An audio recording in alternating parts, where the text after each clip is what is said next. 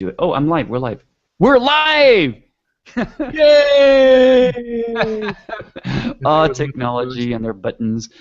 Good morning, good afternoon, good evening, wherever you are. This is Nicholas Art signing in for Car News Cafe, and today we're going to talk about marketing, a real pain in our foot, a real thorn in our side.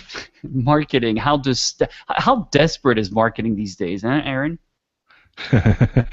This is Aaron from carnewscafe.com.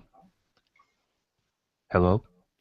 Is Yeah, there we anybody are in? once again going to talk about marketing, but this time it's even more entertaining because just the other day we got one of the most hilariously incongruous, disconnected marketing things we have ever seen. And I mean, well, I've seen worse, but it's been a very long time since somebody was this stupid. Uh, to me, it's just totally hilarious. But what we want to highlight is we want to talk about green marketing because the the green movement, right? The environmental movement, the green movement, the the people that want to clean up the world, that want to all those good things, right? Well, obviously companies want to get in on that, right? They want to ride that wave, so they want to look green. So you have companies who, maybe they produce a green product, maybe they're actually on board with it, or they produce a product that they just slap natural or green or something on it and claim it's great. Well, in automotive, what usually happens is you have two different tacks. You'll have the company that throws it out there and claims that it's green, or they make like the compliance vehicle to sell in California only, in order to, and then they'll, use it as a halo car, and they'll run around and say, "Woo! Look how green we are! We sell like 10 of these." And then you'll have the companies who are serious about being green, and they'll have, near carbon neutral production facilities. They'll have facilities that are zero landfill and all kinds of stuff like that. And then you have companies like the one that we want to highlight, where they throw out a press release about a vegan hippie chick with a race car and totally seem to miss the point. That's kind of what we wanted to talk about today because to me, this stuff is hilarious. Yeah, and But on actually, another tack, it's a little bit I, hokey too. I think it's really it's a sign of time. It Yes. reeks of desperation, and something that we've all been talking about a lot is everybody knows, from the consumer all the way up to CEOs, that marketing does not work anymore. My God, we're beating a dead horse. In fact, we're beating the carcass of the dead horse. In fact, we're beating the skeleton of the carcass of the dead horse. And it's incredible because you still have a lot of people out there who think that everybody's just stupid and lobotomized, and by waving a green flag saying, "Hey guys, we're green. Look, we have a green flag." It works, and at the same time, okay. So what's the parallel here? Politics, right? I mean, you look at Right. Republicans and Exactly. Democrats. I mean, is that the best example of failed marketing? I believe in this, therefore you've got a bunch of people going to vote for this guy, or what was it? I voted for him because he looks like the kind of guy I could have a beer at a bar. Well, my gosh, if that's your if that's your criteria, we're really screwed, buddy. No, but Well, anyway, going yeah, back to because I marketing, I could think literally have a beer in a bar with anybody yeah, and yeah, and probably I'd not rather have a have it. bad time of it, Personally, but it I'd doesn't rather mean I have it like with a them. girl. I'd rather have it with a girl, not a guy. I don't know, just a thought, maybe? No? Anyway, but it really shows the pathetic state of marketing and how sad it is, and how, you have a lot of people who are having a hard time financially and everything, and they're, instead of really thinking creatively outside the box, what do? They take the latest trend, they take their crappy system or their crappy product and service and put it all together and hope to God it's going to work. Well, guess what? It worked in the 50s. It kind of worked in the 60s. It really started getting old in the 70s. And for crying out loud, it's been 60 years. Get a clue. We're here. We're here to help you. So what we want to focus on right now is, well, we want to focus. I wanted to focus on this one, but I also wanted to kind of broaden it a little bit and talk about NASCAR itself. Um, I think Adam summed it up best when he said NASCAR gives him eye cancer. Uh, Yeah. Yeah. NASCAR I think it has its place. It's a style of racing that is still very driver centric, but in my mind, the way I see it, NASCAR is sort of the professional wrestling of racing. It's more about the characters in it than it is about the racing itself. It's True. more about the Earnhardt Jr. and it's more about that than it is about the actual time on the racetrack racing around. And you know, like I said, there is a place for that. It's entertainment and it's fun, but it does. I don't think it does a whole lot to promote automotive technology. It certainly doesn't do much to promote the automakers who participate in it.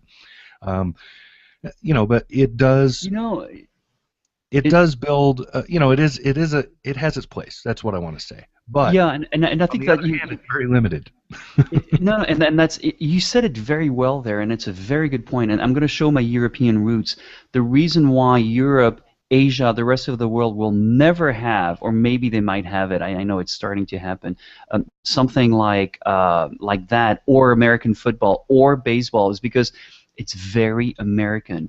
It's to be honest, it's not a lot of fast-paced action. Yes, they go fast around, but it's all about strategy. It's all Mhm. about, who is going to tailgate that guy at 200 plus miles per hour, and who's going to make the right decision at the right time to get ahead of somebody else, sort of thing, and everything. So Yeah, if you who's think who's about going it, to make that whip at the right time, or yeah. So if you think it whatever. for Yeah. the rest of the world, it's really boring, guys. It's running around in circles, and you really have to understand what the heck you're talking about. Same thing with Well, baseball. to be Same thing with honest with American you, football. Uh, NASCAR is the American Le Mans, or not Le yeah, Mans. and That's it is, not but that's the no, beauty of no, it. no, no. I have it wrong. NASCAR is the American Formula One. But it is the Formula One American is Formula very One, and European, yeah, and and most you're right. Americans have no interest in it. Exactly, Um, because I think over here for the what same people are. reasons flipped around. Same reason flipped around. It is all about numbers, fractions of seconds. Mhm. Yeah, and of course statistics. God forbid those statistics. This is what drives the world. This is, I mean, at least according to the USA, right? So I have to say one thing that I do like about NASCAR is a few years ago they did, push over to ethanol, which is one good step in the right direction. Except, guys, it's been years now. We need a little bit more than just that. So fine, you're gonna bring in a vegan driver. That's great. I mean, I'm my wife is vegan. I'm vegetarian. That's wonderful. But we need a little bit more than that now. We need to sort of kick it up a notch a little bit. Why don't you start bringing in hybrids? And much like Aaron said, I totally agree. What does NASCAR bring to the automotive world? So far, the only thing I see is a bunch of what do they call those decals on the cars that make it look like it's a series car, and a bunch of really hot-headed, tempered guys who drive really fast next to each other. I don't know. I don't. I No, personally, it's not my kind of thing. I don't get it. NASCAR for American automakers specifically is a marketing tool. So you're building a brand with it is the idea. So the Ford car won this many times, the Chevy car won that many times, whatever. Um, what I found hilarious about this specific release, because NASCAR recently has been trying to broaden itself. It's been trying to bring in a wider audience because there's only, you can only go so far with the with the core North Florida Joe Redneck crowd, right? You can only go so far with the Larry the Cable guys. Eventually, you have to, in order to survive, they're going to have to go beyond that and find a bigger audience. So they've been incorporating a lot of things like bringing in female drivers, bringing in, like you said, they're running on ethanol. They're just trying to broaden it a little bit without changing the core of it because they're afraid of losing that core audience. The problem is that first off, the female drivers they brought in have been great photo ops, but they really haven't performed well. Um, you know, and I don't know if that's because of the nature of the racing, or if it's because most of these women are very inexperienced, or if it's just because they're mostly whitewash. They didn't bring them in order to have good drivers. They brought them in order to have good photo ops. I think it's called Um, greenwash these days. yeah, well, no, greenwash is a different. I Greenwash is know, I what we're know, going to talk about here. I know, This I is know. a woman who was brought in as a race car driver. Her name is Leilani Munter, I think is how you would pronounce it. Um, Nicholas knows who she is. I had no idea who she was, but that's because of the circles that she's known in. She's known in the vegan, uh, you know, Community. environmental movement, and that is not the circle that I run in, so I don't know those people. Um, Her big claim to fame at this point in NASCAR is that she is the first ARCA and NASCAR driver to have traveled to a race completely oil-free. She drove an electric car from an unnamed electric car, I will point out, because that company that whose car she drove obviously does not participate in NASCAR. She drove from her home in Charlotte, North Carolina, to the Chicagoland Speedway. Now, I happen to know what car she used, but I'm not going to mention it either because it's really kind of beside the point. All you need to know is they do not race in NASCAR. Ba-ding! All right. Because I sent you a text because I want to know what it is. I'm really curious. so she drives from Charlotte, North Carolina to the Chicagoland Speedway, okay? And she does it in a fully electric car, and that's it. Once she gets there, what does she do? She stands in front of the charging station and the big setup that they had of solar panels and whatnot, and she talks about green this and green that and environmental yada yada. Now she probably truly believes that she is promoting environmentalism to the NASCAR crowd, but then what does she do? She gets in a race car to participate in the NASCAR race. So this is a car that gets probably 8 gallons to the mile and races around a racetrack in the most ungreen race of all time. So I have to take the opposing approach, right? Obviously, right? Right. I totally agree with you. I mean, it makes you scratch your head and going, okay, so what's the point here? You can have your cake and the cherry on top at the same time, kind of thing, right? But at least she's doing something, at least she's trying to do something. At least she's trying to quote unquote raise awareness, whatever that means these days, right? So that's one good thing, I guess. But you're right. It is absolutely absurd to hear about somebody who's a vegan, drives an electric car, and then goes out and drives those monstrous V8 cars at super high speeds on a circle. It's like you did really well in the beginning, but you kind of tripped at the end there, So, by the way, can I have to interject something really quickly here. The reason why this is actually really funny to me is about 2-3 years ago, I finally got my citizenship, right? And at the time, I think Ford was the only one who had an electric vehicle that was readily available. I didn't have the right contacts at Nissan. So you know what I wanted to do? I reached out to everyone, Mitsubishi, Leaf, but mostly Ford, because I wanted to do my citizenship, my official sworn-in celebration downtown LA, driving an electric car, using American electricity and an electric car, going out there, getting sworn in and everything. They never answered, and I was so upset. So I'm kind of laughing at what she did because she almost kind of did what I wanted to do. Shameless advertising. I would have spun so many stories out of that one, but Ford was not really interested in promoting the Focus Electric. Well, then and now, actually. Well, anyway, this is a good example of the overall greenwash that we see constantly going on, and I will say honestly that it works the other way too. There are a lot of overgreen pushes into things that really don't make any sense. But still, this prevails a lot of marketing right now, where companies come out with all kinds of supposedly green stuff, and it's just not. Aaron, it might be also a good time to. It might be also a good time to tell people what we see in our inbox coming in every day. Oh my gosh! Hold on, I got 2 things to say to that one. Okay, so yes, let's talk about in more. This will be in more general PR terms, I think, because yeah. All of it is green but a lot of I'll tell you one thing.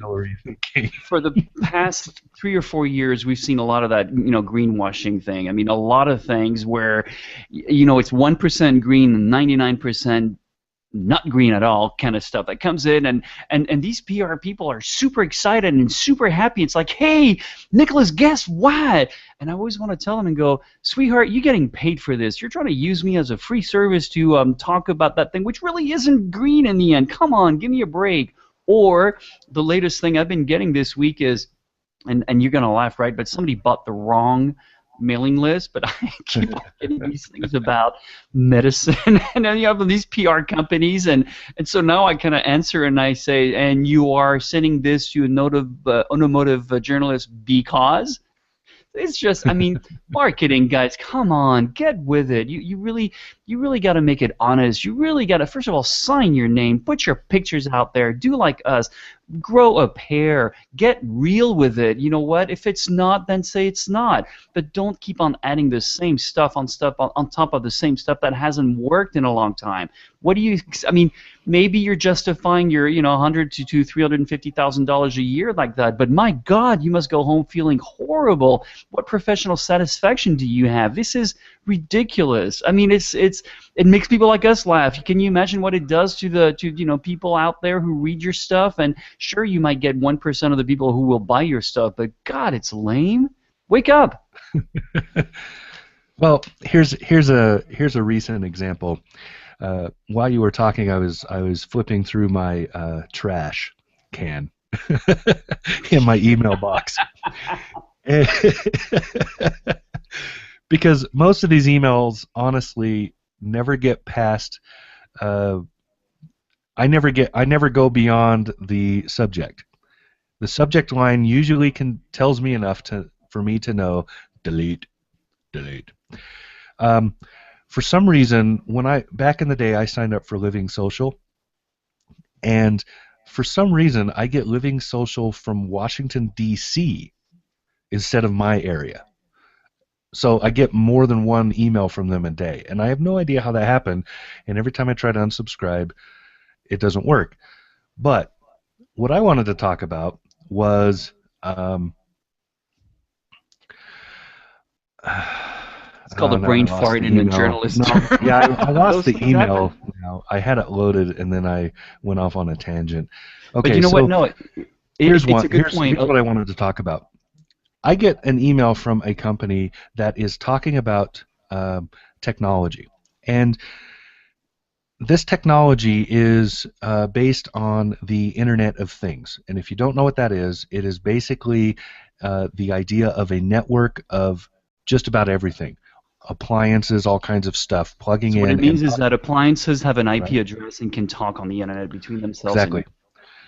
So this would make it so that, say, your refrigerator can order food for you, or your, so it notices that you're down to half a gallon of milk, so it orders another one and puts it on the list, right? So when you go to the grocery store, the idea would be that all that stuff is sitting there waiting for you, or it shows up on your front porch. Anyway, those sorts of ideas, and these are, interesting, great ideas. The problem is they don't usually have a lot to do with cars. Occasionally I get one where it is interesting, but I don't know that I want to hear about how my car can talk to my refrigerator. It's not really that important to me, and I doubt most of the people who read about cars are going to want to hear that either. So I get this email from this company, and they're talking about their headline. This is what got me to open the email. Their headline was, "Connectivity is changing automakers' products and services." Yeah, so that's 5 years too late there, buddy. Yeah, so I open it up, and what is it talking about? It's a 14-page report on how connectivity and the Internet of Things is changing the automotive market. So I load up the 14-page report. Well, it's a 14-page report that can basically be summarized in one paragraph. The rest of it is all a whole bunch of infographics that explain that paragraph, right? It's a whole lot of no information, and it's not linked to a specific company. Who's it linked to? It's linked to a marketing company that obviously hopes that I will post this info report and talk about it, and maybe use some of their graphics that have their little logo on it. That's really all they're aiming for. So it's a marketing company promoting itself. It's not. They don't even mention a specific automaker or anything. It's all about themselves. It's them. And so the reason that this report has almost no information in it is because they are not affiliated with with a automaker who might be involved in the Internet of Things for cars. So stuff like that, where I get it and I look at it and I just go, holy shit, I can't believe that people don't see right through this every time. Because you know that there are people that are just going to go, ooh, neat, a 14-page report I can post for free on my website. But and they put it up, you know. The free content types. It's yeah, I get a lot of those too, and but actually I also get a lot about the SEO and marketing and everything. You Yes. can reach out to this, and it also shows also the state of journalism that we have now is that you have to be a good SEO guy. You have to be a really well versed in marketing and PR and all of this just to be a journalist these days. Well, Insane. and we were talking, by the way, not to interrupt, but we were talking about how this works a little bit when we were discussing some payment setups, some ideas that we had for a friend of ours who is trying to figure out how he's going to pay authors to write for his website. And the two methods that are common that most people know about are the kind of the old school upfront method. That would be similar to the way magazines and stuff pay. So you get paid by the word count or by the post or whatever. You get paid a fixed rate, right? And then the other one is payment per 1,000 visits. And both paradigms can work. But what we were talking about is the first one rewards you for writing, right? So Wow.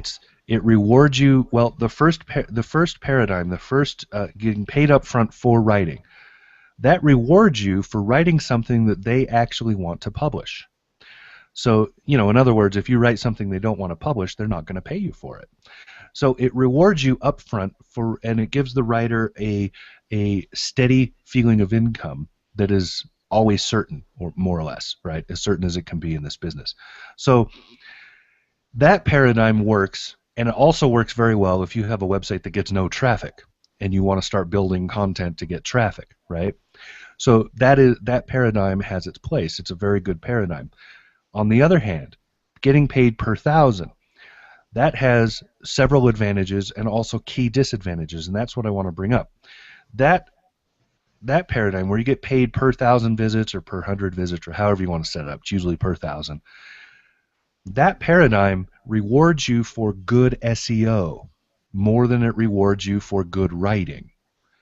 The reason being that, in my experience, sites that pay me, and I currently write for a handful of them, 2 or 3, sites that pay me per 1,000 visits, the stories that pay the best on those sites are the stories that have the headlines that are of questionable journalistic integrity. In other words, they're clickbait, right? Yes, absolutely. Those stories pay way better than a story that is just about a news item or just an editorial. And that is the biggest downside to that payment paradigm, is that it does not reward good journalism or good writing. It rewards good headlines, really, and good SEO, right? And most of the sites that I write for that use that paradigm, they require that you do certain things for SEO in your writing. So both of them have strengths and weaknesses, but I want to point out that in this business, in public relations, as the person who is bringing that to the audience. So, the PR people come to me. If it's something interesting that I want to talk about, then I'll sit down and I'll write up a news story about it. When I actually write that news story, I have to think about SEO or good writing or finding a balance between the two. The downer is, what I'm trying to get at, is that it doesn't always work. And it's difficult to explain to people who don't write for a living Right. how Right. that works and how disappointing it is that I can't just write a good editorial piece or a good opinion piece or a good story or good car review or whatever and just have it do well. Um, it's very different from the old days when people were writing for magazines, which I think I am actually happy I never participated in. I was never I was not high enough up the food chain to have that sort of gig where I wrote for a Well, publication, and a large and publication. And you know what? But It's actually it's something that I many people always ask me. So who do you write for? And I always say, well, I'm an independent writer. Oh, okay. So you freelancing? No, I don't freelance. I'm an independent writer. I write independently. I've been asked to write for this, and that, and I'll take up the occasional writing piece here and there, and I might do some ghost writing. But no, I'm independent. I don't want to write for this. I don't want to write for that because that will mean selling my soul to the devil and doing more things that are totally not interesting. Financially, I'm sure it'd be much more lucrative, but it's not interesting. And I guess that goes right back again to this whole marketing problem that we have right now is marketers know that nothing really works right now. They're not putting the thinking into it that they should be thinking, and that's why we get inundated with these things that are so silly, and you see right through it, and I sometimes I reach back to these guys and go, hey, I'm also a business coach. You really need some coaching, my friend. I mean, are you happy? What is it that gets you up in the morning? Because tell me that's not it, right? I mean, you're putting two things that are so opposite and together, and you sort of waving it around me, and you think I'm some sort of 6-year-old kid who's going to get excited about something that makes no sense. Come on, wake up, seriously, wake up. well, on the other hand, lawyers and politicians show up to work every day too. Um, Yeah, well, hey, come on, you know why, right? I mean, you know how much money they make. I mean, that's it, and then that's also another thing too. These guys are compartmentalizers. They know how to oh yeah, push aside a lot of these moral notions and put it to the side and go to work. And you've got some people who are their only interest is money or their only interest is power, and therefore Wall Street versus Washington Main Street. Hill, Capitol Hill, Yeah. Washington. Well, what I would point out though is that there are, and this is kind of a lame statement, but there are good marketers. In fact, most of the companies that I work with in automotive, so the automakers themselves, that have marketing reps that deal with, they usually what they'll have is they'll have a press representative, and that's a person who is usually over a certain region, or they hire a marketing company that does the same idea, but they'll have a press representative. And in my experience, the one who actually works for the company is generally better than the one who is a hired hand from a marketing firm. And automakers go either way, and sometimes both. Sometimes they do both. But regardless, those people to me are a great resource because if I'm doing a write-up on a specific vehicle or a aspect of technology that they have, or anything, I have somebody who I can call right away and say, hey, I need to know a little more about this, or I need to talk to somebody. Would it be possible to get an interview? And that's what they're good at. That's what they're for. And they usually send out little press releases to say, hey, did you notice this? Did you notice that? And that will be more, broad press. That will be the kind of stuff that we're making fun of a lot of times. But uh, those sorts of PR people have a very good function, and I'm glad that they're there. On the other hand, what we're talking about are the broad stroke PR people. These are the companies that all they do is get paid by the number. They contact as many people as possible because they get paid for everything that gets published based on whatever they sent out, or they get paid for everything they sent out, which is, I don't know why any company would buy into that idea. Well, and you know what? I think that's a good point That's you're like paying a making. I think. McDonald's worker to make hamburgers, not to sell hamburgers. Oh, Think that's about a that. good one. Yeah, no, but I Do you think want them to stack the back of the room with hamburgers, or do you want them to actually yeah, sell them to customers? yeah, no, but I think that's a great point you're making there because there are still great PR companies, there are still great marketing companies. What I do see though is an influx of these garden variety PR companies all of a sudden that spring out of nowhere and usually have some 20-year-old fresh out of college with lots of theoretical knowledge, but absolutely no idea how the market works, what the industry looks like, and putting it all together. And it's this sort of wrapping it up together, bundling into a big incoherent piece of message and shelving it out there. And you're right, they get paid for whatever they produce. But the sad thing is, you have to ask yourself, is this helping anything? Are you actually doing something good? I mean, we're not even talking about sustainability here. This is a one piece, and that's it. And a discussion. As you were talking about all this, I noticed something on CNBC, and it really attracted my eyes. And it goes back again to this whole marketing and how out of control it is. But even for something like CNBC, right?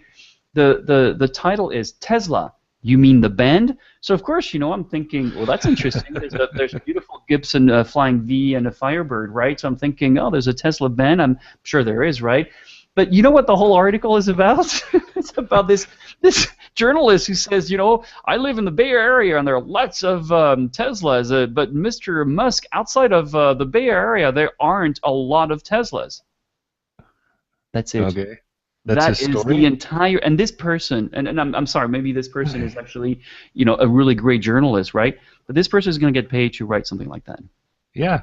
Well, hello. It's hilarious because I actually know who Tesla the band is.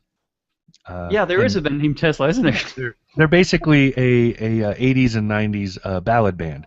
So they were a wannabe heavy metal band that basically they were the band that attracted the girls. But isn't it beautiful though? I mean, talk about bait twitching. You throw something out there, you get me to read it, and then at the end, I really read the whole thing thinking, I haven't learned anything. This had absolutely zero value to it, and it crowds the internet, and this guy gets paid for that.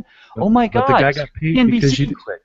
Yeah, but he got paid because exactly. But CNBC, you need to hire Aaron and I because we really know a heck of a lot. We really know this industry a lot. We're not only going to provide content, but quality content and content with balls behind and meat behind and potatoes, not this milky stuff. Well, let me give an example, and this is not an automotive, but let me give you an example that is. This is an example. Both of these are stories that I wrote, and both of them had very good traffic numbers.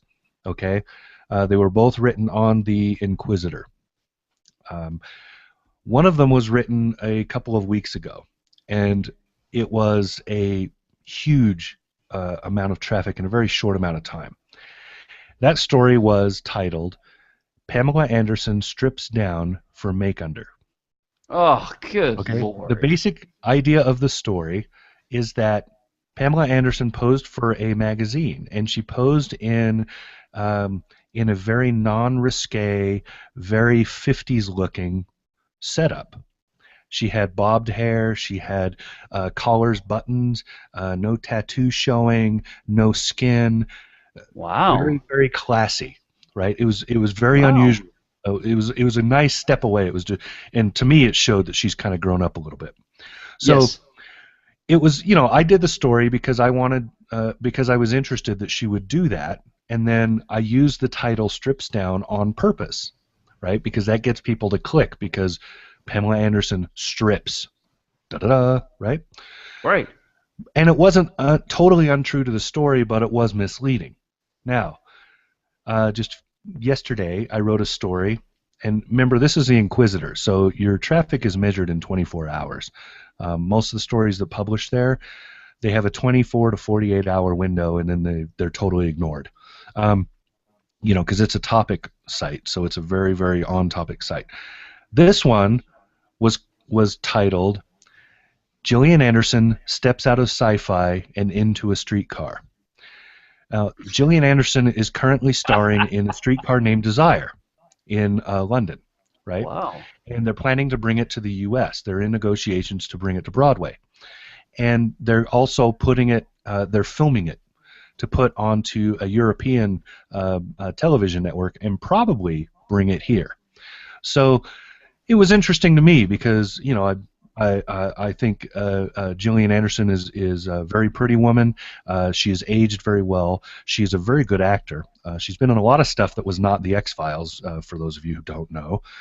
But she's most well known for that role here in the U.S. So I wanted to highlight that, but I wanted to kind of give it a little bit of a tease, and that's where the steps out of sci-fi and into a streetcar comes from. Because a lot of people are going to go, streetcar what? Because honestly, most Americans do not know well, they don't know what a play is, let alone what Streetcar Named Desire is or who Tennessee Williams was. So, that's kind of what I did. And that story did very, very well, mostly because it had Gillian Anderson in the title. But that's an example of how you can do it without being misleading. It's a grabby title that's not misleading. On the other hand, the story that I have done that did the best ever on Inquisitor was, can you guess it? No. No? It was a story about Brad and Angelina. Oh, of course. Hello. And I totally did it as a joke. And it Yeah, turned out to yeah, be the best traffic getter ever. There you go. yeah. Well, So that's an I think example of marketing. That's yeah. SEO marketing, clickbaiting, and how it can be used and how it shouldn't be used. And honestly, for the most part, most people do not use it well. But it's an aspect of journalism that's moving, and it's part of why all these PR companies keep showing up and keep throwing out these lame things, is because they're aiming for that. All they're doing is they're shotgunning out there and hoping that one of us grabs it and does something with it. And honestly, they even get paid if we make fun of it, which Oh, is of why we haven't course. named names for marketing companies and Yeah. most specific campaigns because we And really that's don't want why to give them extra PR. Yeah, and that's why we're not going to write about it because it's not that worth it. And at parties, we will laugh at it and everything. But, I think Aaron, we need to sort of wrap it up together. Yeah, I But think we've kind of drug it the out a little bit, but I had yeah, fun making anecdotes. I think the real part. I mean, if you need to bring it down to a more palatable level, it's basically marketing doesn't work, especially that shotgun approach does not work. And you know what? Maybe we can drag it out another year, but it's going to implode. It has to implode. Something new has to happen.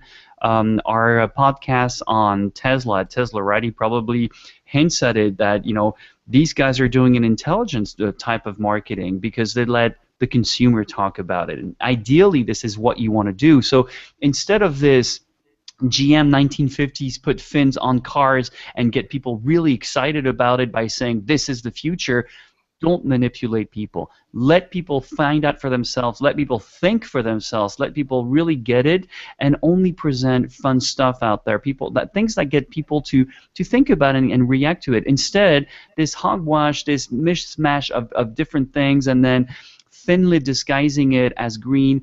It doesn't work. Well, Come I, on. I could So address your GM fins thing, but we really don't have time for that. no, Um, thank you.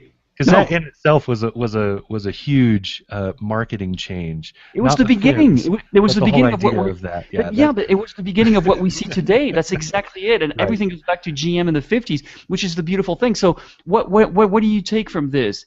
Well, guys, it's been 64 years. Isn't it time to move on? I don't know. Just a Maybe thought. it's time to rethink things because what we've seen happening in journalism is that we've gone from a time when the investigative journalist was the most prized possession of any outlet to a time where the headline maker is the most Yes, prized possession of any outlet. absolutely. And So that means that people who are working in the industry like we are, we have to figure out how to work successfully in that new paradigm where yes. the headline and the PR angle and the story angle all have to kind of mesh together and create something that you're proud of instead of feeling like you just wrote it to make money. Yeah. And Um, I think and it's I very, think very difficult to and I do. think And Aaron, this is for a probably lot of people, it's knocking them out of the business, You're right, and rightfully sending so. them It needs home. to change. So I think this is a good ending statement. Do you Yes, think it's probably time to sort of hint that we are working on a revolutionary marketing solution? I think we could, yeah, because the way it That works could right now, just to kind of, I'll just quickly summarize the idea. quickly. Yeah, I won't go into any details, and I won't give it away. But very basically, what's happening right now is what we've talked about through the last probably 15 minutes of this podcast. That probably is 15 minutes too long. Is we have said that most writing right now and marketing right now is clickbaiting, right? It's getting people to visit whatever you Yes. wrote Yes. based on what you wrote in the title. It's a click. That is all part of SEO. SEO is all part of search engine marketing. You're trying to get search engines to notice you so that the people who are using the search engine notice you. What we're working on is something that bypasses that. That's the idea. So Okay, and then maybe I can that's it. just say by doing something very intelligent, by putting the power in the right hands. But I won't say Exactly. anything much more than that. Okay. Yeah, So anyway, it hope you changes the enjoyed. paradigm. That's the point.